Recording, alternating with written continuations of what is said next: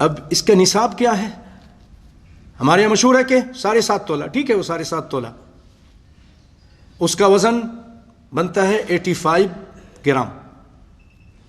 یہ 85 گرام ہے، 7.5 تولہ.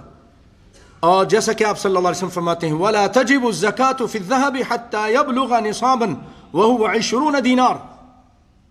20 دینار اس زمانے کے وہ ہوں. اور یہ دینار جو ہے،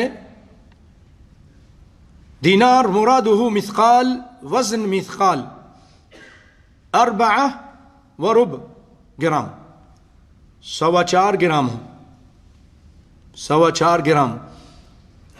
یہ جب آپ اس کو ضرب دیں 4.25 کو 4.25 کو آپ جب ضرب دیں 20 سے تو 85 بنتے ہیں.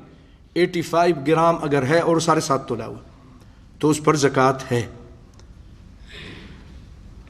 اور اسی طرح بھائیو، چاندی کا نصاب آپ کو معلوم ہے کہ چاندی وہ 52 تولہ ہے، تو اس پہ آپ زکوٰۃ نکالیں گے. اور اگر زیور ہے تو اس کے تھوڑے سے بھی نکالیں گے. آپ جا کے سونار سے معلوم کر لیں کہ اس کی کیا قیمت ہے. 52 ہے تولہ تو اس کی کیا قیمت بنتی ہے، اس کا 40واں حصہ نکال دیں. اسی طرح اگر آپ کے پاس نقدی ہے، پیسے ہیں، بینک میں پیسے رکھے، گھر میں رکھے ہوئے ہیں، اور سونا چاندی وغیرہ ہے، تو ان سب پر آپ کو زکوٰۃ نکالنا ہے. اور سونا کی قیمت جمع کر لیں، چاندی کی قیمت جمع کر لیں، جو آپ کے پاس ہے اس کی قیمت جمع کر لیں، اور پھر اس پر زکوٰۃ آپ نکالیں. دیکھیے شیخ عثیمین رحمۃ اللہ علیہ فرماتے ہیں اس سلسلے میں کہ 2 نصاب ہیں ہمارے پاس.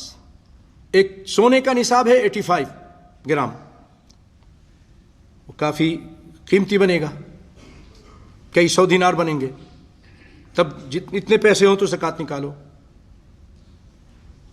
85 گرام کی جو قیمت ہے اتنے پیسے ہوں گے تو زکوٰۃ نکلیں گے، زکوٰۃ نکلے گی اور نکالیں گے آپ. لیکن دوسرا نصاب ہے چاندی کا، اور چاندی سستی ہے. وہ کہتے ہیں کبھی ممکن ہے کسی زمانے میں مہنگی ہو جائے، ابھی سستی ہے. اور چاندی وہ تقریباً 100 یا اس سے کچھ آگے پیچھے 52.5 تولہ اس کی قیمت بن جاتی ہے، کچھ اسی کے قریب قیمت بنتی ہے. تو اسی لیے اگر کسی کے پاس، ان کے اس استدلال سے یہ چیز ثابت ہو رہی ہے کہ اگر کسی کے پاس 100 دینار بھی ہے تو وہ اپنی زکوٰۃ نکالے گا، اپنی زکوٰۃ نکالے گا.